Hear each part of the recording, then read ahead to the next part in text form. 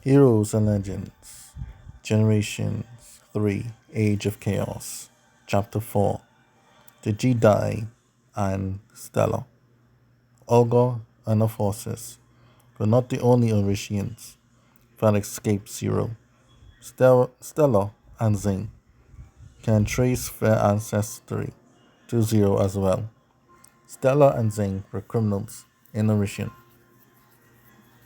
the main name for Zero, and they escaped when they were cornered by pursuers, but a small window opened due to the force of a Catamagna being destroyed, and they took that and escaped to the dimensions and later the universe itself, where they ended up in Alan space, and the rest is history.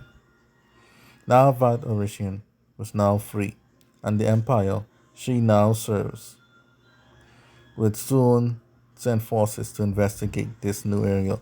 Stella wanted to make a name for herself, so she wanted to bring into the fold the only independent galaxy in the universe that was outside the Builderon space sphere of influence to kneel. She was willing to do this by words or by sword. She preferred the sword, so she went alone to Jedi and to the main capital planet of the same name to meet up with its king personally. King Horatio was formerly known as Horatio, an officer within Androsica under the tutelage of its Grand General. After Androsican fell, Horatio and the two twins that he was close to, Marshy and a twin brother Marvin, returned back to his home galaxy. There, within the many years, he will rebuild Jedi to its former glory after his previous leader fell after joining Bahasuri in a failed attempt to crush Androsika. King Rishu established Jedi to a powerful galaxy in which him and Mashi would fall in love and marry. Ashamashi's brother, Marvin, he was made the viceroy. Within Rishu and Mashi's marriage, they would have Walker, Prince Walker, as now the Jedi Renowned Kingdom. He was a prince, age 29, and a strong fighter, and a prime as well. He had a cousin named Gator, who was the prince, who is cousin to the prince, and is very thick-boned. Also, Aldohid, the powerful former Cretan officer, is now 83 years old, and he joined up with the Jedi after the clans were completely crushed by the Builderon Empire. Still, he has very much strong skills. Also, Urdu, 20, a Jedi general, also joined the ranks. And Santa, who's an 80-year-old powerful warrior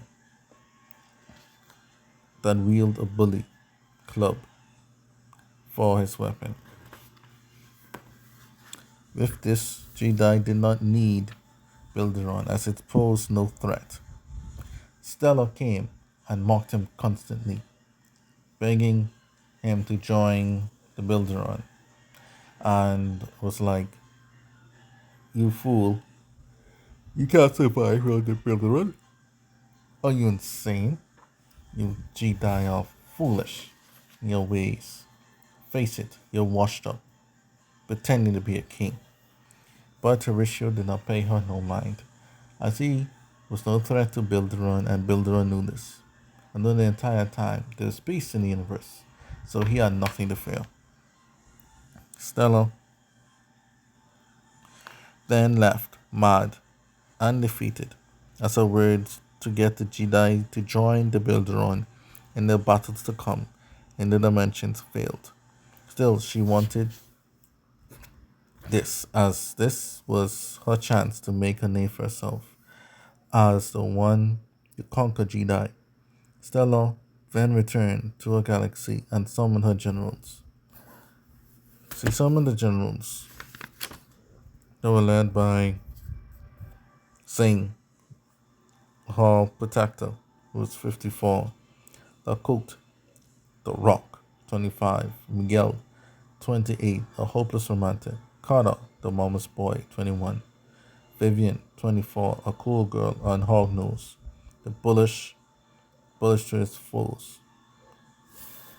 This, no. She then declared war on Jedi and in the name of the Builderon Empire and its emperor. Risho then summoned his generals and prepared for war as well, as they weren't going to go down without a fight. In the Wonderman Galaxy, John Con, the leader and his followers, heard about the war and noticed no one else paid no mind. John Con, aged 73, the prime leader of the Waterman Builderon. With his spear, he still stands tall. With him now is Maki, 23, John Con's young cousin and potential successor, and Farrington, 29, a wise man like the late Toru, is his personal advisor.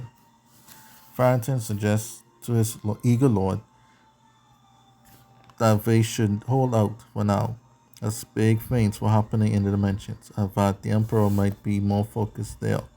Farrington was right, as many allies of the Builderon that were led by the Risi already had plans in place to deal with the dimensions. Maki then jumped in and said that Stella is trying to get the Jedi on board so no one else would have a chance